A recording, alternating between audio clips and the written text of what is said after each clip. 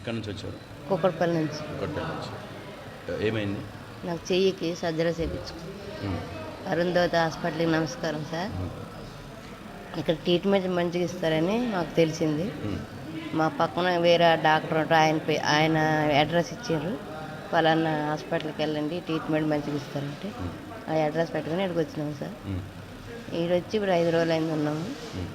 ఇంతకుముందు వచ్చి వెళ్ళిపోయినా 5 రోజులు ఉండి మళ్ళీ సార్లు ఫోన్ చేసినారు రమ్మని. రండమ్మ సర్జరీలు చేస్తామన్నారు. అంటే వచ్చినాము, అడ్మిట్ అయ్యాము సార్. బయట ప్రైవేట్ హాస్పిటల్ ఈ హాస్పిటల్ పోల్చుకుంటే తేడా ఏంటంటే ఏం చెప్తారు? మంచిగానే ఉంది.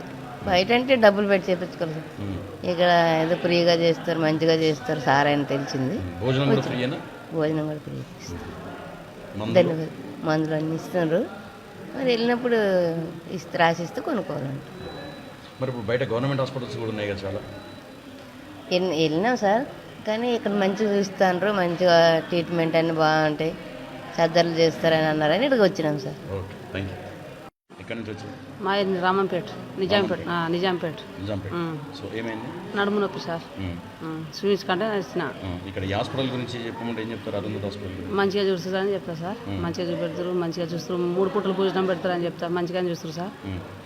డాక్టర్లు ఎట్లా ఉన్నారు ఇక్కడ? మంచిగానే చూస్తారు సార్. 3 పూటలు వస్తారు, మంచిగానే చూస్తారు. మీరు బయట హాస్పిటల్స్ మీకు ఎక్కడ చూసుకోలేని ఇక్కడనే వచ్చిన సార్. ఫస్ట్ ఇక్కడ చెప్పిన మా వాళ్ళు చూపెడుతుంది కాస్తే మంచిగా చూస్తారు అని డాక్టర్ అని చెప్తే ఇక్కడ వచ్చిన. మంచిగా చూస్తున్నా, నాకు కూడా మంచిగా చూస్తారు సార్. రేపు ఆపరేషన్ ఉంది నాకు, మంచిగా చూస్తారు. హాస్పిటల్ ఎవరిదో తెలుసు? ఈ అరుంధతి సార్. అరుంధతి ఎవరిది తెలుసు? ఎవరిదో తెలియదు, అంత యాదలేదు నాకు సార్. చెప్పండి. ఇంకా మంచిగా ఉంది సార్, మంచిగా చూస్తారు సార్. కాలు ఇరిగిపోయింది, ఇక్కడ ఇది ఇరిగిపోయింది. సో ఇక్కడికి ఎందుకు వచ్చారు? సర్జరీ కోసం వచ్చారు. అంటే ఈ హాస్పిటల్ సర్వీసెస్ ఎట్లా ఉంది? మంచిగా బాగుంది. హాస్పిటల్ గురించి చెప్పండి, ఏం చెప్తారు మీరు? కొంచెం బాగానే ఉంది. ఇప్పుడు గ్లూకోజ్ కూడా మంచిగానే పెడుతున్నారు. కొంచెం ఇబ్బంది ఏమైనా వచ్చినా కానీ తొందరగా వచ్చి పట్టించుకుంటున్నారు. కొంచెం బాగానే ఉంది. హాస్పిటల్ పేరేంటో తెలుసా? తెలుసు, అరుంధతి హాస్పిటల్. ఎవరిదో తెలుసా? ఇది మల్లారెడ్డి సార్ అల్లుడిది అని. మొత్తానికి హాస్పిటల్ సర్వీసెస్ ఎట్లా ఉన్నాయి? డాక్టర్స్ ఎట్లా ఉన్నారు?